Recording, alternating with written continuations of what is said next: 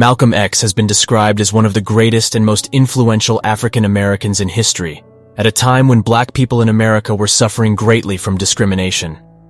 He worked to correct the course of human rights and the Islamic movement, which deviated strongly from the Islamic faith in America, in light of a turbulent climate brimming with all kinds of oppression and humiliation.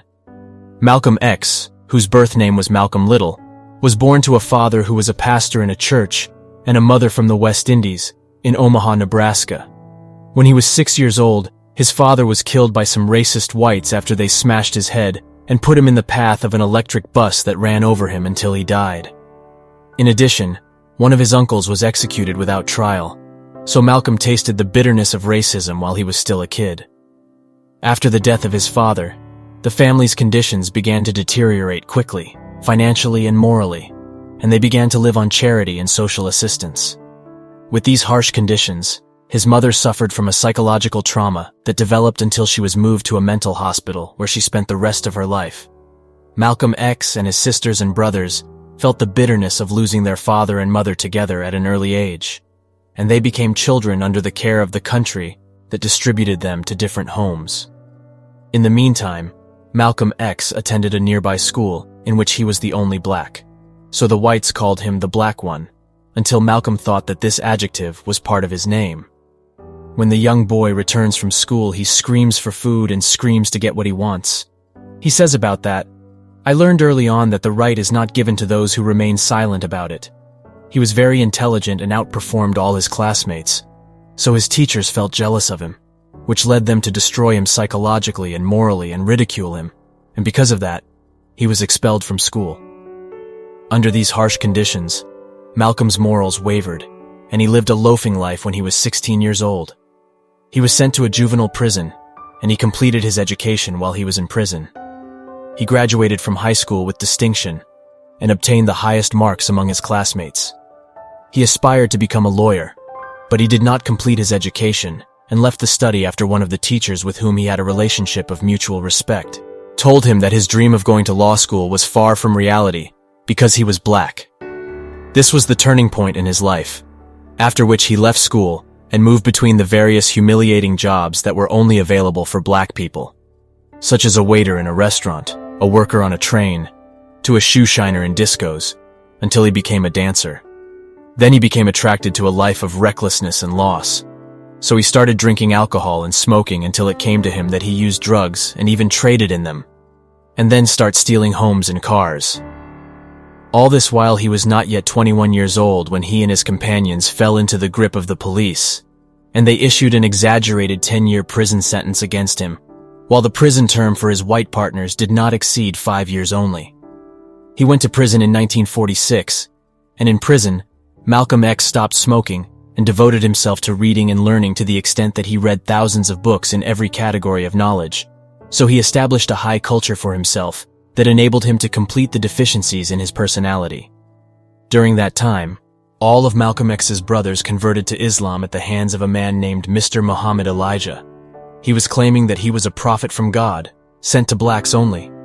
They sought to persuade Malcolm X to enter Islam by various means and methods until he became Muslim.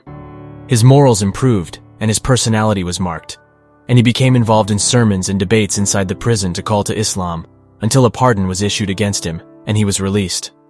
Malcolm X was affiliated with the Nation of Islam movement, which was led by Muhammad Elijah. This movement had misconceptions and racist foundations that were anti-Islamic. It was intolerant to the black race, and made Islam a monopoly on it, only without the rest of the races, claiming that the whites are nothing but devils that rule the earth, although they were endowed with the virtuous morals of Islam and its sublime values, meaning that they took from Islam its appearance and left its true essence. Malcolm X continued in the ranks of the Nation of Islam movement, calling to engage in it with his eloquent sermons and with his strong personality. He was an untiring arm of strength, activity, and vigor. He used to invite young blacks in bars and obscene places to this movement, and many were influenced by him for his eloquent sermons with great enthusiasm. So he became famous until he became, in a short period of time, an imam in a mosque called Number 7 in New York, and he was able to attract many to join this movement, and he was credited with increasing its followers from 500 people to 30,000 people. In 1959, He went on a long trip to Egypt, Saudi Arabia, Iran, Syria, and Ghana, and met Egyptian President Jamal Abdel Nasser. He was supposed to visit Mecca, but he had to return because of his illness. At that time, he changed his name to Malcolm X, and the X symbolizes the unknown because he noted that most blacks in America were separated from their true origins and roots. Malik preferred to use X over the title bestowed upon his ancestors by their white owners after they were brought from Africa to America as slaves in 1962. Malcolm X separated from the Nation of Islam organization after a scandal emerged that the spiritual father of the organization, Elijah Muhammad, had practiced obscenity with 6 secretaries of the palace. In 1964, the greatest transformation in his life was when he read a book on the teachings of Islam and the obligation of Hajj, so he wanted to perform it. During the Hajj, he saw different types of pilgrims, only to discover that Islam is not the religion of black people only, but rather the religion of all mankind. He spent 12 days in Holy Mecca. He was shocked by what he saw there of white and black Muslims, all of them at the heart of one man, to discover that true Islam is completely different from what he learned and sought to spread for many years. He also learned the correct prayer, which he was completely ignorant of after he marveled at himself how to be a Muslim leader without knowing how to pray. As a result of this trip, Malik declared his conversion to Islam again, expressing that what he was upon was something distorted other than Islam, and he changed his name to Hajj Malik Shabazz. He saw in 2 weeks what he had not seen in 39 years, and he came up with a very important equation for him, which is the discrimination of all whites equals the discrimination of all blacks.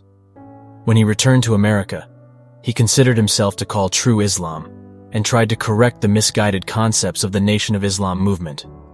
But he was met with hostility and hatred from them. So he formed a new movement under the name of the Muslim Mosque on March 1st, and he began to call for the true Islamic religion in its correct form, and with the same previous enthusiasm that he was accustomed to. Malcolm X starts calling people to Islam, and his followers, especially blacks, increased. The leader of the Nation of Islam, Elijah Muhammad, did not like these actions, so he threatened Malcolm X and ordered him to stop his call. Followers of Elijah Muhammad started following Malcolm X and launched a severe media campaign against him to turn people away from him. These things and threats did not stop Malcolm X from his persistence and his continuation of the call among the people. On the 14th of February, his house was set on fire, but he survived. The American newspapers began waging war against Malcolm X, describing him as wanting to destroy America and stir up a revolution among the blacks.